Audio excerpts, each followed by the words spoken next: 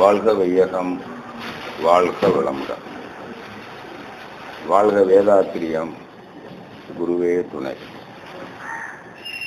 காயக்கல்ப கலை என்னும் உன்னதமான கலையை மனித குலத்திற்கு அருளியிருக்கின்ற சித்தர் பெருமக்களையும், இந்த கலையை மனவளக்கலையின் உச்சக்கட்ட பயிற்சியாக வடிவமைத்திருக்கிற ஆசான் அருள் தந்தை வேதாத்திரி மகரிஷருடைய அறிவையும் மதித்து போற்றி வணங்கி இந்த கலையை கற்றுக்கொள்ள வந்திருக்கின்ற உங்கள் அனைவரையும் அன்போடு வரவேற்று வாழ்த்தி இந்த பயிற்சியை உங்களுக்கு கற்றுக் கொடுக்க தொடங்குகிறேன். இறையருளும் குருவருளும் நம் அனைவருக்கும் துணையாக அமையட்டும். அன்பானவர்களே, காயக்கல்ப கலைன்னா என்ன அப்படிங்கிறத பற்றி முதல்ல சுருக்கமாக சொல்றேன். காயம்னா உடல், கல்பம்னா உறுதி, அது ஆரோக்கியம்னு. நமக்கு மனிதனுக்கு ஆயுள் காலம்னு ஒன்று இருக்குங்க. எல்லா ஜீவன்களுக்கும் ஆயுள் காலம் இருக்கிற மாதிரி மனிதனுக்கு இருக்கு. அந்த ஆயுள் காலம் முழுவதும் வாழணும், இடையில போயிடக்கூடாது. அது என்னன்னா 100 ஆண்டுகளுக்கு மேல். நல்லா தெரியுது நமக்கு. ஏன்னா இப்ப கூட சிலர் 100 ஆண்டுகளுக்கு மேலேயும் வாழுகிறார்கள். அப்போ ஆயுள் 100 வயசுக்கு மேல இருக்குல்ல. இப்போ 100 வயசுக்கு மேல வாழ்ந்தா போதுமா போதாதா? நோய் இல்லாமலும் வாழணும்ல. நோயோட வாழ்ந்தா மகிழ்ச்சியா இருக்குமா? ஹாப்பியா இருக்குமா? நம்ம எதுக்கு எப்படி வாழ விரும்புகிறோம்? மகிழ்ச்சியாக, இன்பமாக, ஹாப்பியா. அதனாலதான் பர்த்டேல happy birthday, happy wedding day, happy new year எல்லாம் சொல்றோம் இல்லைங்களா? ஹாப்பி தீபாவளி, ஹாப்பி பொங்கல், நிறைய அக்கேஷன்ஸ்ல ஹாப்பி. எல்லாரும் ஹாப்பியா இருக்கீங்களா? நல்லா இருக்கீங்களா? நல்லா இருக்கீங்களான்னா என்ன அர்த்தம்? ஹாப்பியா இருக்கீங்களா? ஒருத்தர் சந்திக்கும் போது என்ன கேட்குறோம்? நல்லா இருக்கீங்களா? நல்லா இருக்கீங்களான்னா என்ன அர்த்தம்? மகிழ்ச்சியா இருக்கீங்களா? ஆங்கிலத்தில் சொன்னா என்னங்க? ஹாப்பியா. அதாவது துன்பம் இல்லாம இருக்கணும். துன்பம் இல்லைன்னாலே மகிழ்ச்சி தான். அப்படிதானே? துன்பம் இல்லைன்னாலே மகிழ்ச்சி, இன்பம். ஏன்னா எப்பவுமே இன்பம் இருக்குது, துன்பம் தான் வருது. அப்ப துன்பம் இல்லாமல் வாழ்ந்தாலே இது ஹாப்பினஸ். இப்போ உடம்புல ஒரு நோய் இருந்தா, ஒரு வலிக்குது, வசதியா இருக்கு, அது ஒரு துன்பமா தானே இருக்கு இல்லைங்களா? அப்போ உடல் நலம் இல்லைன்னா எப்படி நீங்க ஹாப்பியா இருக்க போறீங்க? உடல் நலம் ரொம்ப முக்கியம் தானே. உடல் நலத்தோட இருந்தாலே ஒரு ஹாப்பினஸ் இல்லையா? அதனாலதான் ஹெல்த் இஸ் வெல்த்ன்னு சொன்னாங்க. முதல்ல உடல் நலத்தோட வாழ. சிலர் வாழ்றாங்க, பலரால வாழ முடியல. இதை பற்றி ஆராய்ச்சி செஞ்சவங்க தான் சித்தர்கள்னு சொல்றாங்க. சித்தர்கள்னா ரிஷிகள், உலகமெங்கும் வாழ்ந்திருக்கிறாங்க. அதுல குறிப்பா தமிழ்நாட்டு சித்தர்கள். அது உலகத்திலேயே மனித இனம் தோன்றிய பகுதி தென் தமிழ்நாட்டு பகுதி தான். இந்த குமரி கண்டம்னு ஒரு பகுதி இருந்தது. அதுல கடலுக்குள்ள போனது போக மீதி தமிழ்நாட்டில் ஒரு பகுதி, இலங்கையில ஒரு பகுதியா இருக்குங்க. இலங்கை தமிழர்கள் இருக்காங்க இல்லைங்களா? இவங்க தான் ஆதி மனித குலமே அங்கதான் தோன்றிச்சுன்னு சொல்றாங்க, தமிழ் மொழி. அதனால அந்த தமிழ்நாட்டு சித்தர்கள்னா அவங்க எப்படி வாழ்ந்தவங்க? நல்ல உடல் நலத்தோட நீண்ட நாள் வாழ்ந்தவர்கள், நல்ல உலக இன்பங்களை அனுபவித்தவர்கள், பிறருக்கு உதவி மகிழ்ச்சியாக வாழ்ந்தவர்கள். அதான் ஈதல், அதாவது இரவாமை, மகிழ் போகம்னு சொல்லுவோம். இந்த 3 சித்தர்களுக்கு அடையாளங்கள். மகிழ் போகம்னா நல்ல மகிழ்ச்சியா சிற்றின்பங்களை அனுபவிக்கிறது, நல்லா பார்த்து ரசிக்கிறது, கேட்டு ரசிக்கிறது, முகர்ந்து சுவைத்து தொட்டு, பொருள் உறவிலும் பால் உறவிலும். சித்தர்கள் எல்லாம் திருமணம் பண்ணிக்கிட்டு வாழ்ந்தாங்க. அவங்க நீண்ட நாள் வாழ்ந்திருக்காங்க, பல 100 வருடங்கள் கூட வாழ்ந்ததா சொல்றாங்க. அப்ப மனைவி கொஞ்ச நாள்ல இறந்து போயிட்டாங்கன்னா மறுமணம் செய்துக்கிறாங்க. அப்படி பல திருமணங்களை செய்து வாழ்ந்தவர்கள்னு சொல்லுவாங்க. போகர்னு ஒரு சித்தர் இருந்திருக்கிறார். அவர் 16 முறை திருமணம் செய்ததாக சொல்லப்படுகிறது. அப்ப அவர் எவ்வளவு நாள் வாழ்ந்திருப்பார்? ஒரு 16 மனைவி ஒரே நேரத்துல இல்ல. அவருக்கு ஆயுள் நீண்டுகிட்டே போகுது. 2 நாள் வாழ்றாரு. மனைவி சீக்கிரமா காலம் ஆயிடுறாங்க. உடனே மறுமணம் செய்ய இப்படி 16 முறை திருமணம் செய்ததாக சொல்றாங்க.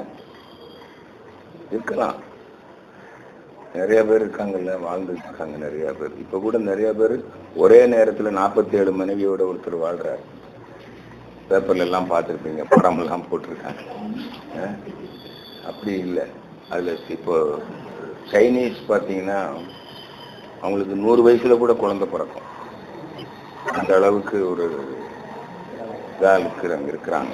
கல்ப உடல் உலகத்திலேயே நல்ல ஆரோக்கியமாகவும் அதிக நாளும் வாழ்றது யாருங்க? சைனீஸ் இப்போ இருக்கிறாங்க. அவங்களுக்கெல்லாம் அந்த சில இது வச்சிருக்காங்க, கல்ப உடல் பேருங்க. அவங்களுக்கெல்லாம் அந்த அறிவு எங்க இருந்து போச்சுன்னா சித்தர்கள் இருந்து போச்சு. தமிழ்நாடு சித்தர்கள் இவங்க தான் அப்படி வாழ்ந்தவங்க. அவங்க அந்த உடல் நலம். அப்ப மகிழ் போகம்,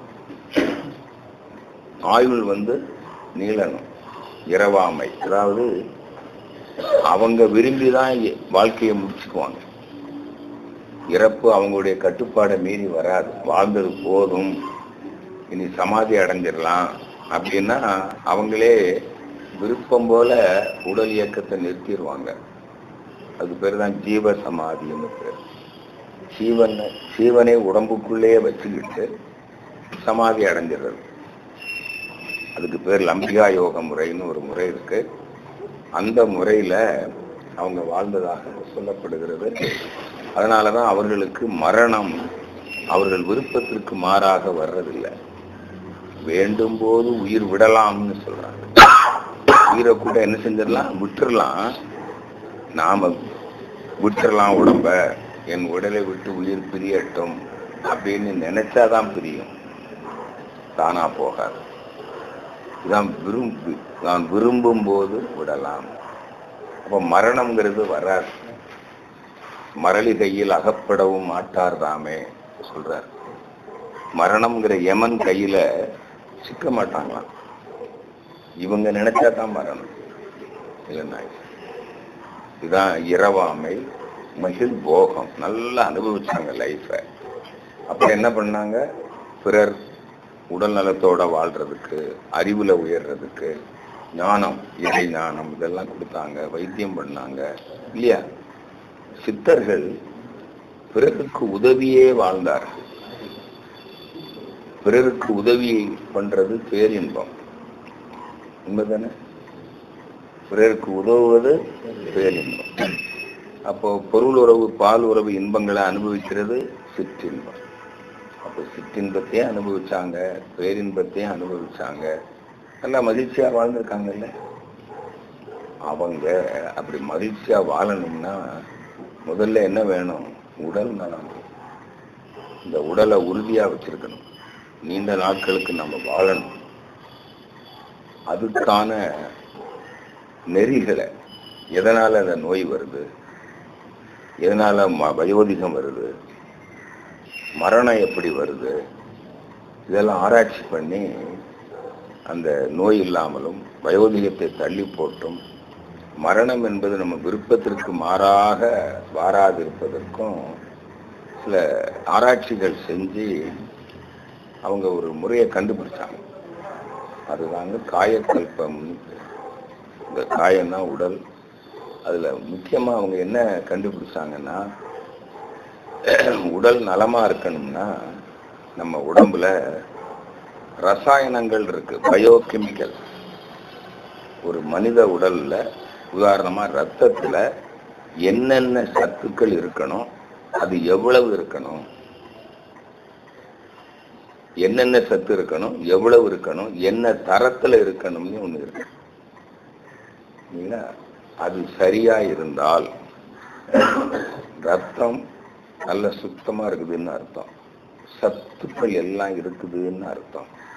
அப்ப நம்ம உடல்ல எல்லா செல்களிலும் அந்த சத்துக்கள் சரியா இருக்கும். ஒவ்வொரு செல்லும் ஒரு ஜீவன்.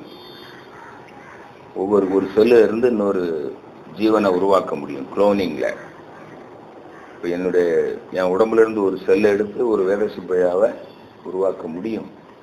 அது எல்லா உறுப்புகளுக்குமான மரபு அணுக்கள் இருக்குது. உண்மைதானே?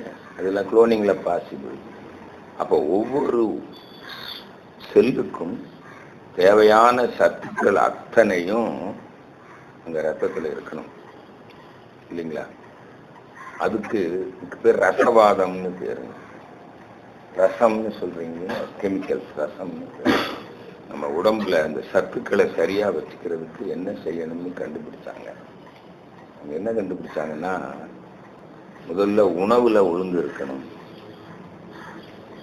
நல்ல சத்து உள்ள உணவு, தூய்மையான உணவு இல்லைங்களா?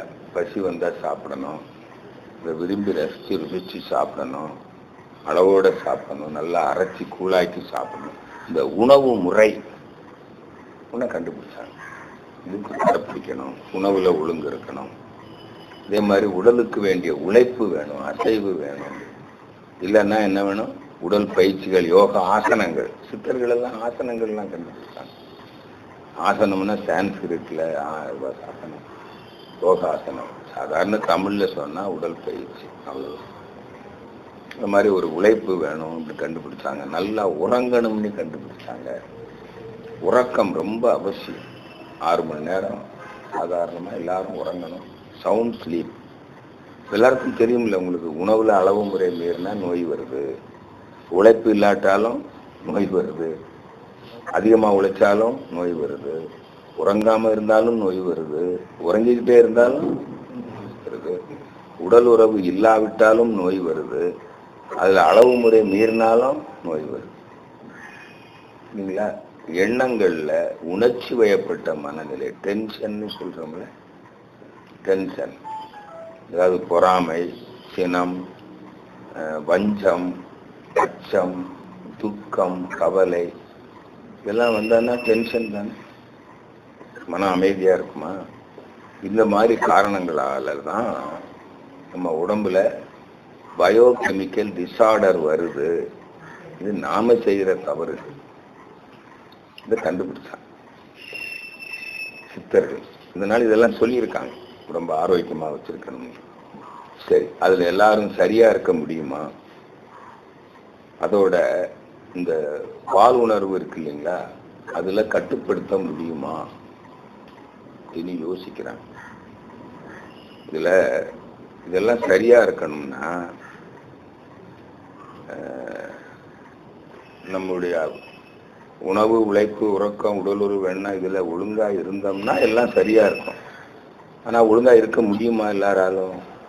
முன்ன பின்னதான் இருக்கும். அப்ப அதை எப்படி சரி பண்றது, என்ன சரி பண்ணணும் அப்படின்னு கண்டுபிடிச்சாங்க.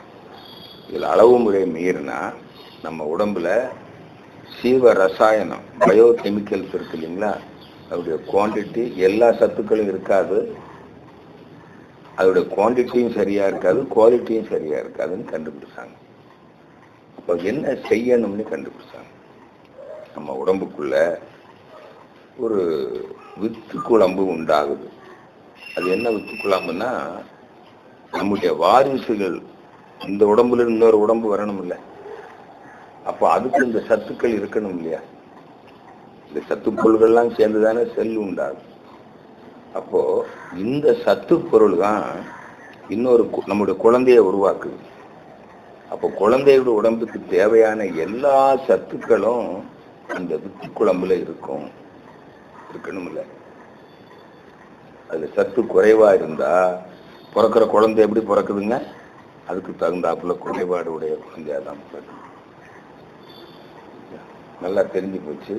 அப்பதான் அவங்க நினைக்கிறாங்க, கண்டுபிடிக்கிறாங்க, இந்த வித்து குழம்ப, அந்த விந்துநாத சக்தி சொல்றாங்க இல்லைங்களா, அது சயின்ஸ்ல சொன்னா பிளாசம். இப்போ சயின்ஸ்ல படிக்கிறீங்க இல்லைங்களா, nucleoplasm, cytoplasm, ectoplasm, அதுதான், வேற ஒண்ணும் இல்லை.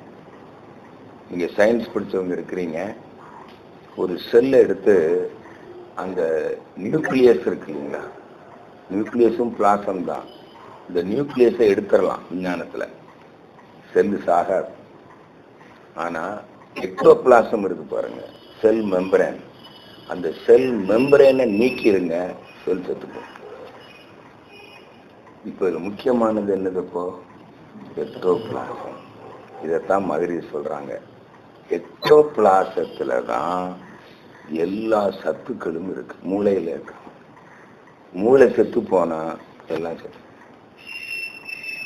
மெம்பரைன், பிரெயின்ங்கிற ஒரு சொல்ல கூட உள்ள நினைச்சு வச்சிருக்கிறாங்க. அப்போ அந்த எக்டோபிளாசம் அப்படிங்கிற ஒரு சத்து பொருள், அதுதான் வித்துக்குழம்பு. அந்த வித்துக்குழம்பு 14 வயசுக்கு மேல ஸ்பெர்ம் ஓவம் உருவாகுது இல்லைங்களா, அது உள்ள இருக்கு. ஸ்பெர்ம் ஓவத்துக்கு உள்ள இருக்கு. இந்த ஸ்பெர்ம் ஓவத்துல இன்னும் எத்தனையோ பொருட்கள்லாம் இருக்கு இல்லைங்களா. அதுல உள்ளக்குள்ளே மறைவாக இருக்கிறது என்னதுங்க? வித்துக்குழம்பு. இந்த வித்துக்குழம்பு நம்ம உடம்புல ஸ்டாக் வச்சா, எங்க ஸ்டாக் வைக்கிறது? இந்த செல்களில். அப்போ செல்கள்ல வச்சீங்கன்னா, அந்த செல்களில் ரசாயனத்தன்மை சரியா இருந்ததுன்னா நம்ம உடம்புல உயிர் துகள்களை பிடிச்சு வைக்கணும்னு கண்டுபிடிச்சாங்க. எப்படின்னா, நம்ம உடம்புக்கு சக்தி வருது இல்லைங்களா, நம்ம காந்த சக்தி, இப்போ மின்காந்த சக்தி. இப்போ இதுல மொபைல்ல பேட்டரி இருக்கு. இந்த பேட்டரியில கெமிக்கல் கண்டிஷன் சரியா இருந்தாதான் இங்க போடுற சார்ஜை பிடிச்சி வச்சிருக்கு, இல்லை சார்ஜ் நிற்காது. இதே போல நம்ம உடம்புக்குள்ள எலக்ட்ரான்ஸ், மின் அணுக்கள், உயிர் துகள்கள், அதான் விண், உயிர் விண்ணு விண்ணு வலிக்குது, உயிர் போகுதுன்னு சொல்றோம் இல்லைங்களா, அந்த விண் நம்ம உடம்புக்குள்ள வருது. சுவாசிக்கிற காற்று மூலம் வருது, கோள்கள்ல இருந்து வருது, நம்ம உண்ணுகிற உணவுல இருந்தும் வருது. பை அட்டாமிக் ஃபிஷன், அணு சிதைவு. ஒரு அணுவை சிதைக்கும் போது அங்க இருந்து எலக்ட்ரான்ஸ் உடஞ்சி வரும். சரிங்களா? அப்போ இப்ப யுரேனியத்துல ஈஸியாக உடைக்க முடியுது. யுரேனியத்துல இருந்து நிறைய எலக்ட்ரான்ஸ் வெளியில வருது. அதனாலதான் சூடு உண்டாகி தண்ணி கொதிக்குது. எல்லாமே இதை வச்சு எதையும் சூட் பண்ண முடியும். அதான் நம்ம இதுல அங்கதானே பண்ணிட்டு இருக்கிறோம், அட்டாமிக் பவர் ப்ராஜெக்ட்ல எல்லாம். அதுல இருந்து கரண்ட் கண்டுபிடிக்கல, அது தண்ணியை கொதிக்க வைக்கிறதுக்கு யூஸ் பண்ணி இருக்கிறோம், வேற ஒண்ணும் இல்லை. அப்போ இது போல அந்த அணு சிதைக்கிறோம். அந்த அணு சிதைவு ஏற்படுது, அதுல இருந்து எலக்ட்ரான்ஸ் வருது. அதை என்ன பண்ணுது? இந்த செல்கள்ல இருக்கிற பிளாசம் பிடிச்சு வச்சு. அப்போ இந்த பிளாசம்ங்கிறது அது ஒரு சத்து பொருள். அதுதான் நம்ம உடம்புல உயிர் துகள்களை பிடிச்சு வைக்குதுன்னு கண்டுபிடிச்சாங்க சித்தர்கள். சிந்திக்கிறாங்க. அதான் தேஜஸ், அதுதான் ஓஜஸ்ன்னு சொல்லுவாங்க. யாரு வித்துக்குழம்பு நல்லா ஸ்ட்ராங்கா இருக்குதோ, அழுத்தமா, உடம்புல சுருக்கம் விடாது, பளபளன்னு இருப்பாங்க. இப்ப டீன் ஏஜ்ல எல்லாரும் பளபளப்பா தானே இருக்கிறாங்க. சிலர் 40 வயசுக்கு மேலேயும் நல்லா இருக்காங்க, சிலர் 40க்கு மேல சுருங்கி போகுது. எல்லாம் உண்மைதானே இல்லையா? 60-70 போனா உடம்பெல்லாம் சுருங்கி அந்த வயோதிகம் தோற்றம்லாம் வந்துடுது. இதனால இதை கண்டுபிடிக்கிறாங்க சித்தர்கள். செல்கள்ல கோட்டிங் மாதிரி, உதாரணமா ஒரு நிக்கல் கோட்டிங், ஒரு இரும்பு இருக்குது, அதுக்கு நிக்கல் கோட்டிங் கொடுத்தா இந்த இரும்பு பளபளன்னு இருக்கும், ரொம்ப நாளைக்கு துருப்பிடிக்காது. அதே போல் நம்முடைய உடல் செல்லுகளை பாதுகாக்கிறது அப்படின்னு கண்டுபிடிச்சாங்க. இந்த வித்துக்குழம்பு இங்க ஸ்ட்ராங்கா இருந்தா, ஏன்னா ஒவ்வொரு செல்லுலையும் இருக்கு வித்துக்குழம்பு இல்லைங்களா, அது நியூக்ளியஸ்லயும் இருக்கு. சைட்டோபிளாசம், நியூக்ளியோபிளாசம், புரோட்டோபிளாசம், மூணும் கனெக்ட் பண்ணிதான் இருக்கு. அதுல புரோட்டோபிளாசத்துல தான் கெட்டியா இருக்கு. இது சயின்ஸ்ல உண்மை. அப்ப அதே மாதிரி இந்த வித்துக்குழம்பு உச்சிக்கு கீழே உள்நாக்கிற்கு மேல பீனியல் கிளாண்டுன்னு ஒரு கிளாண்ட் இருக்கு, பீனியல் சுரப்பி. அந்த இடத்துல இந்த வித்துக்குழம்ப ஸ்டாக் வச்சா அது சில நாட்களில் அமுதமாக மாறும் அப்படின்னு கண்டுபிடிச்சிருக்கிறாங்க. அமுதமாக மாறிவிடும். அமுதம்னா என்னது? அனைத்து சத்துக்களும் கொண்ட ஒரு உணவு. அமுதம் சாப்பிட்டா பசிக்காது, நோய் வராது. ஏன்? அமுதத்துல எல்லா சத்துக்களும் இருக்கு. இப்படி நோய் வரும். நோயின்னா என்ன? ரத்தத்துல ரசாயன குறைபாடு வந்தா தானே நோய். அமுதமே சாப்பிட்டுட்டா உணவும் அதுவே மருந்து. அதான் மாங்காய் பால் உண்டு மலை மேல் இருப்போருக்கு தேங்காய் பால் ஏது சித்தர் பாடுற. மாங்காய் என்னதுங்க? Pineal gland. அதுல இந்த வித்து குழம்ப ஸ்டாக் வச்சுட்டீங்கன்னா சில நாட்கள்ல என்ன ஆகும்? அது அமுதமா மாறி ரத்தத்துல கலந்துரும், எண்டோக்ரைன் கிளாண்ட்ஸ். அப்ப உணவு தேவைப்படுமா? ரசாயன குழப்பம் வருமா? அதான மருந்து. இப்ப சிலர் சாப்பிடாமலே இருக்காங்க தெரியுங்களா? 40 வருஷமா எத்தனையோ பேர் இருக்காங்க, சாப்பிடுறதே இல்லை, ஒரு நோயும் வர்றதில்லை. அவங்க உடம்புல எந்த ரசாயன குழப்பமும் வர்றதில்லை. புரியுதுங்களா? இப்போ வித்து அமுத ரசமாய் மாறும், மரணமில்லா பெருவாழ்வு சித்தியாகும் சித்தர்கள் சொல்றாங்க. அதான் வித்து அமுதமா மாத்துகிற ரசவாதிகள். சித்தர்களுக்கு இன்னொரு பேர் என்னங்க? ரசவாதிகள். இதை வச்சுக்கிட்டு சிலர் அமுத பாதரசத்தை தங்கமா மாத்துவாங்க. மாத்தலாம், அது பொன் மாதிரியே வந்துடும், கலர் வந்துடும். ஆனா ஆபரணம் செய்ய பயன்படாது. இந்த கிராவிட்டி இருக்காது, ஸ்பெசிபிக் கிராவிட்டி இருக்காது, பார்க்கறதுக்கு தங்க மாதிரியே இருக்கும். அது மருந்துக்கு பயன்படும். இந்த தங்க பஸ்பங்கள் இந்த மாதிரி செய்யறாங்க பார்த்தீங்களா? தங்கத்தை மருந்தா பயன்படுத்துறதுக்கு அந்த ரசவாதம் பண்ணாங்க. அதை சிலர் என்ன நினைச்சுக்கிட்டாங்க, இதை வச்சு நகையெல்லாம் செய்யலாம் அப்படின்னு நினைச்சுக்கிட்டு முயற்சி பண்ணி அவங்க செத்தே போயிட்டாங்க. பாவம், இங்கே இருந்த பொருள் எல்லாம் வீணாச்சு. கோயம்புத்தூர்ல ஒருத்தர் அப்படிதான் ஆயிட்டார், பயிற்சி மாதிரி ஆயிட்டார். நான் தங்கம் பண்ணிடுவேன், நான் எவ்வளவோ சொன்னேன், வீணா காலத்தை கழிக்காதீங்க, பணச்செலவு பொருள் செலவு, நீங்க பைத்தியம் பிடிச்சுதான் அலைவீங்கன்னு. அதே மாதிரி பைத்தியம் பிடிச்சி செத்தே போயிட்டார். என்ன பண்றது? சொன்னா கேட்கணும் இல்லை, போறேன்றாரு. நம்ம என்ன செய்ய முடியும்? போங்க. எப்பவோ சொல்லியிருக்கிறேன், இதெல்லாம் நடக்காதப்பா. இல்ல வள்ளலார் செஞ்சார். வள்ளலார் இதைத்தான் செஞ்சார், மருந்துக்காக செஞ்சார். அதுக்கப்புறம் அவருக்கு உடம்ப கல்பமாக்கிக்கணும், தங்க பஸ்மம் இது மூலமா செஞ்சு அவர் உடம்ப சரி பண்றதுக்கு அவர் முயற்சி செஞ்சார். ஏதோ கொஞ்சம் வெற்றி கிடைச்சிருக்கலாம் அவருக்கு. எந்த அளவு கிடைச்சு தெரியல, நீங்க புரிஞ்சுக்குங்க. அப்போ அந்த வித்து குழம்ப பீனியல் கிளாண்ட்ல வச்சு என்ன பண்ணணுமோ அமுதமாக மாற்ற முடியும்னு கண்டுபிடிச்சாங்க. அதுக்கப்புறம் இன்னொன்னு, அந்த வித்து குழம்பு எங்க இருந்து வருதுன்னு கண்டுபிடிச்சாங்க. 14 வயசு வரையில மூளைய கட்டுது, அதுக்கு மேலேயும் ஒரு மூளையில நிக்குது, ஒரு பகுதி கீழே வருதுன்னு கண்டுபிடிச்சாங்க. ஏன் கீழே வருது? கீழே வந்தாதான், பால் சுரப்பிக்கு வந்தாதான், அதுக்கப்புறம் தான் அங்க 14 வயசுல தான் பால் சுரப்பி உறுப்புகள் கட்டப்படுது. அங்கதான் பல வேறு சில சுரப்புகள் சுரக்கும். அப்பதான் ஸ்பெர்ம் ஓவம் உண்டாகும். அப்பதானே இனவிருத்தி வரும். இனவிருத்தி வேணுமா வேண்டாமா?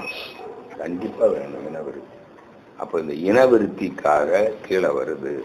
அதே சமயத்துல அது மூலாதாரத்துக்கு வந்த உடனே, மூலாதாரம்னா செக்ஸ் கிளாண்ட், வந்த உடனே இந்த உலக இன்பங்கள் இருக்கு இல்லைங்களா, பொருள் புகழ் அதிகாரம் புலனின்பம் சிற்றின்பம், சிற்றின்ப ஆசை, அதுக்கான பொருள், இந்த சிற்றின்ப ஆசை எனக்கு கீழே வந்த உடனே என்ன ஆசை வந்துருது?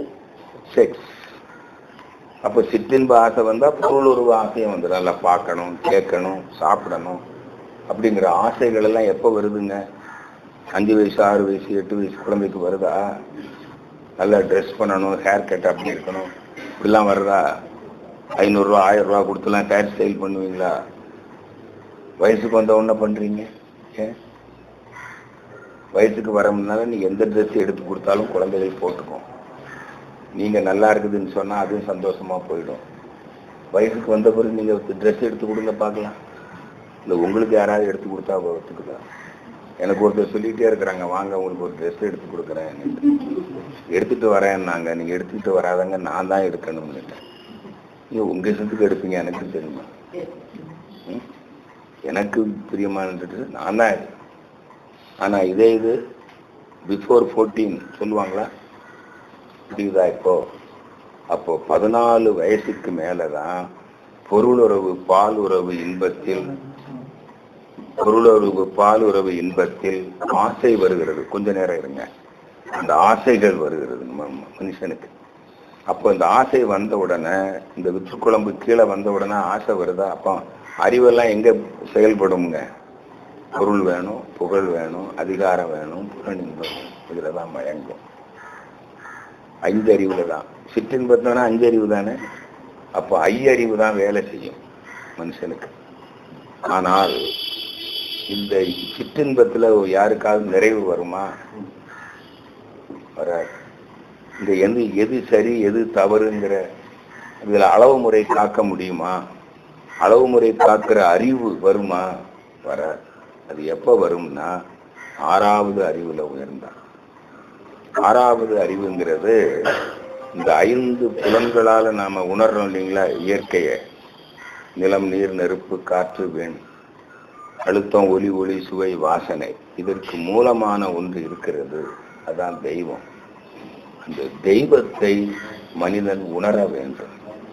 எப்படி அழுத்தம், ஒலி, ஒளி, சுவை, வாசனையை உணர்றோம்ல? அழுத்தத்தை உணர்றோம், சுவையை உணர்றோம், வாசனையை உணர்றோம், ஓசையை உணர்கிறோம், ஒளியை உணர்கிறோம்.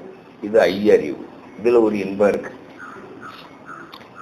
இதுக்கு மேலான என்ன இன்பம் இருக்குது? 6வது அறிவு இன்பம். 6வது என்ன இருக்குது? அதான் தெய்வம். ஒண்ணு தெய்வம், இன்னொன்னு நிலம், நீர், நெருப்பு, விண், காற்று, நெருப்பு, நீர். நிலத்துல வாசனை, நீர்ல சுவை, நெருப்புல ஒளி, காற்றுல ஓசை, விண்ணுல உருவம். அவ்வளவுதானே. இப்போ இதை உணர்றதுதான் சிற்றின்ப வாழ்க்கை. இதுக்கு மூலமான அந்த தெய்வ நிலையை உணர்ந்தா பேரின்பம். அதை உணர்ந்தவங்களுக்கு தான் தெரியும் என்ன பேரின்பம்னா. இந்த சிற்றின்பத்துல அளவு கிட்டும். சிற்றின்பத்துல நீங்க என்ன இன்பம் வேணும்னு நினைக்கிறீங்களோ அது கிடைச்சிடும். சிற்றின்பம் உங்களுக்கு வேணும், அவ்வளவுதானே. இதெல்லாம் பார்க்கணும், இப்படி ஊர் சுத்தணும், சாப்பிடணும், பாடணும், பாடணும்னு நினைச்சீங்கன்னா நீங்க என்ன நினைக்கிறீங்களோ எல்லாம் நடந்துடும். சரிங்களா? அது எது நடக்குமோ, எது தேவையில்லையோ, எது நடக்குமோ, எது தேவையானதோ அதைத்தான் நினைப்பீங்க. அந்த இன்பம் எல்லாம் வந்துடும். புரியுதுங்களா? அப்ப அந்த இறைநிலையை உணரணும். அதுக்கு இந்த வித்து குழம்பு என்ன பண்ணுது? இப்ப சிந்திக்கணும் இல்லையா? இறைநிலையை உணரணும்னா தெய்வம் எதுன்னு சிந்திக்கணும். தெய்வம் எதுன்னு சிந்தித்து தெரிஞ்சிக்காம தெய்வத்தை காண முடியாது. காட்டுக்குள்ள போய் ஒரு விலங்கை பார்க்க போறீங்க. அங்க மவுஸ் டீர் இன்னும் ஒரு விலங்கு இருக்குது. அது விலங்கு எப்படி இருக்குன்னு தெரியாம நீங்க எப்படி பார்ப்பீங்க? பார்ப்பீங்களா? நான் இங்க வந்து இறங்குறேன், மும்பையில வந்து இறங்குறேன் ஏர்போர்ட்ல. நான் எப்படி இருப்பேன்னே தெரியாது. வேற சுப்பையா வருவாரு, போய் கூட்டிட்டு வாங்கன்னா என்னை எப்படி கூட்டிட்டு வருவீங்க? அடையாளம் கேட்டா அது அவர் ஒரு ஆண்மகன். திருப்பதியில போய் காணாம போனவனுக்கு என்ன அடையாளம்னா மொட்டை அடிச்சிருப்பான். எப்படி அடையாளங்க பார்ப்பீங்க? தெய்வத்தை பார்க்கணுங்கிறீங்களே, தெய்வத்தை பற்றி அடையாளம் தெரியுமா?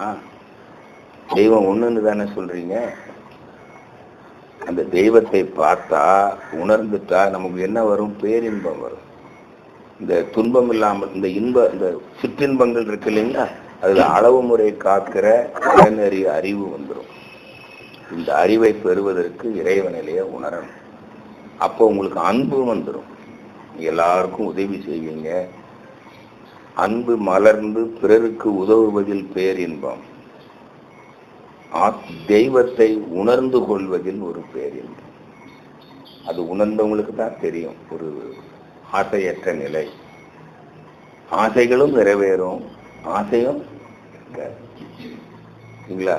அவங்க துன்பம் இல்லாமல் வாழ்வதற்கான அறிவில முழுமை பெற்றிருப்பார்கள். அதான் ஞானம். ஞான நிலையை அவங்ககிட்ட போய் எனக்கு உடல் துன்பம் இருக்குது அல்லது மன துன்பங்கள் இருக்கு, துன்பம் இல்லாமல் வாழ்றதுக்கு வழி சொல்லுங்கன்னு கேட்டா அவங்க சொல்லுவாங்க. அதான் ஞானிகள். அந்த அறிவுல உயரணும் அல்லவா? அதுக்கு என்ன செய்யணும்னா அந்த தெய்வம் எதுன்னு முதல்ல சிந்திக்கணும். சிந்திக்கிறதுக்கு மூளை இருக்கு. அந்த மூளை வேலை செய்யணும். அதுக்கு தான் அந்த வித்து குழம்பு எங்க இருக்கணும்? வேலை இருக்கணும். போதிய அளவு இருந்தாதான் அது அந்த அங்க உயிர் சக்தி கூடும். அப்பதான் மின் அழுத்தம் கூடும். பேட்டரியில கெமிக்கல் இருந்தாதான் சார்ஜ் நிற்கும், சார்ஜ் ஏறும், வோல்டேஜ் கூடும். அப்போ வோல்டேஜ் கூடுனாதான் மூளை வேலை செய்யும். Upper brain, cerebral cortex.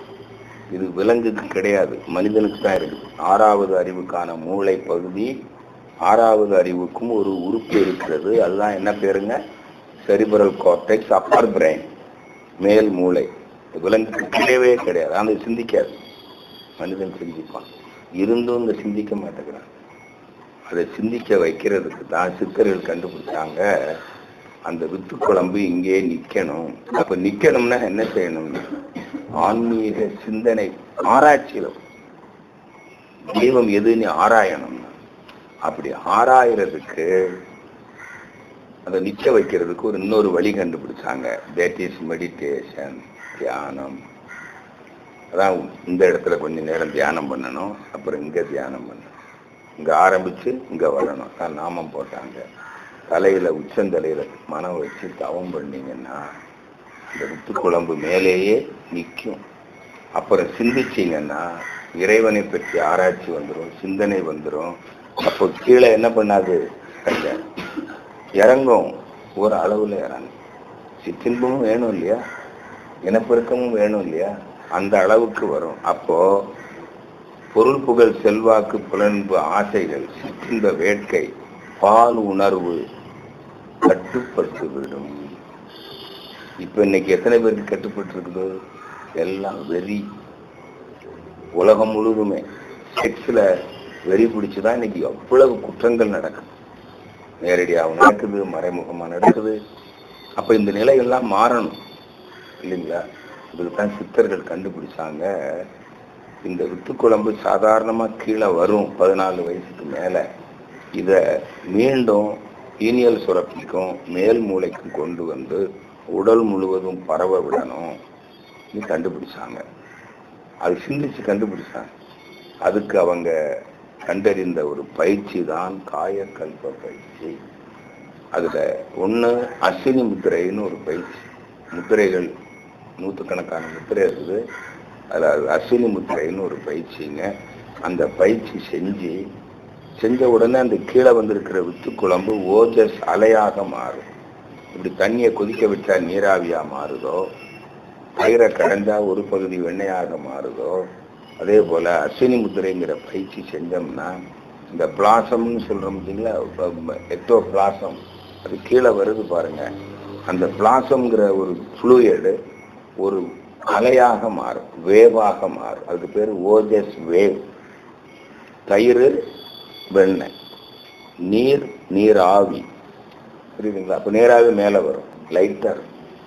அது மாதிரி லைட் பண்ணி அதை ஒரு மூச்சு பயிற்சி மூலமா மூளைக்கு, அந்த பீனியல் கிளாண்டு, அப்பர் பிரெயின், உடல் செல்லுகளுக்கு பரவ விடுற ஒரு பயிற்சிங்க. இந்த மூச்சு இழுத்து போடுற பயிற்சிக்கு பேரு ஓஜஸ் மூச்சு பயிற்சி. நரம்பு அஸ்வினி முத்திரைங்கிறது ஒரு பயிற்சி, நரம்பூக்க பயிற்சி. இந்த 2 பயிற்சியும் சேர்ந்தது தாங்க காயக்கல்ப பயிற்சி. இதை சித்தர்கள் கண்டுபிடிச்சாங்க. இது பிற்காலத்து முற்காலத்துல கண்டுபிடிச்சு அப்புறம் காலம் செல்ல இது எழுதி வைக்கல, வாய் வழியா தான் சொல்லி கற்றுக் கொடுத்தாங்க. அது காலத்தால என்ன ஆச்சுங்க, அப்படியே மறைஞ்சு போச்சு. ஒவ்வொருத்தர் மாற்றி வெவ்வேறு மாதிரி செஞ்சுக்கிட்டு இருக்கிறாங்க. முழுமையான பலன் வரல. இதை மகரிஷி ஆராய்ச்சி பண்ணாங்க. அவர் சித்த மருத்துவ நூல்களை படிக்கும்போது காயக்கல்ப முறைகளை பற்றி கவிகளில் வருது. இதை நீண்ட காலம் ஆராய்ச்சி பண்ணி ஒரு நாள் இதை கண்டுபிடிச்சிட்டாங்க. அமெரிக்காவில் வச்சு தான் ஒருத்தர் சைனாவில் கற்றுக்கிட்டு போய் இந்த திபெத் ஏரியாவில் இந்த பகுதியில் புத்த பிச்சுக்கள் இருக்காங்க இல்லையா, அவங்ககிட்ட தான் இருக்குது. இப்போவும் சைனீஸ் இப்போ லாவோயிஸ் யோகான்னு ஒன்று பண்ணிட்டு இருக்காங்க. அதான் 100 வயசுக்கு மேலேயும் அவன் கல்யாணம் பண்ணிக்கிறான். அந்த அளவுக்கு செக்ஷுவல் பொட்டன்சி இருக்கு அவங்ககிட்ட, ஆரோக்கியமாக இருக்கிறாங்க.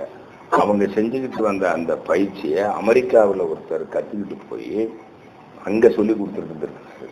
அதை போய் மகரிஷி அதை ஒரு பகுதியாக கண்டுபிடிச்சாங்க. இன்னொன்று குண்டலினி யோகம். அவங்ககிட்ட அந்த காயக்கல்ப பயிற்சி தான் இருந்தது, குண்டலினி யோகம் இல்லை. நம்மகிட்ட குண்டலினி யோகம் இருக்குது, மகரிஷிகிட்ட காயக்கல்ப பயிற்சி இல்லை. இது ஆராய்ச்சியில் கண்டுபிடிச்சாங்க. 2ஐயும் இணைச்சி பயிற்சியாக கொடுத்தாங்க, பலன் வந்துருச்சு. அதுலேயும் குறிப்பாக இளைஞர்கள், இன்னைக்கு கூட காலையில் பேசிக்கிட்டு இருந்தேன், இந்த மாதிரி இளைஞர்கள், அதாவது ஒரு 40 வயசுக்கு முற்பட்டவங்க இதை செய்கிறது ரொம்ப ரொம்ப ரொம்ப நல்லது. அப்போ தான் நல்ல பலன் வரும். ஏன்னா அவங்க பொதுவாக ஆரோக்கியமாக இருப்பாங்க. 40க்கு மேலே வித்து குழம்பே என்ன ஆயிடுதுங்க, குவாலிட்டி குறைஞ்சிடும். அதனால தான் ஸ்பெர்ம், ஆண்களுக்கு ஸ்பெர்ம் 40 வயசுக்கு மேலே கருத்தரிக்கிற ஆற்றல் குறைஞ்சிரும். பெண்களுக்கு கூட கருமுட்டை உண்டாகிறதே இல்லை, நின்று போயிருக்கு பார்த்தீங்களா. அப்போ அதுலேருந்து என்ன அர்த்தம், அந்த வித்து குழம்புடைய குவாலிட்டி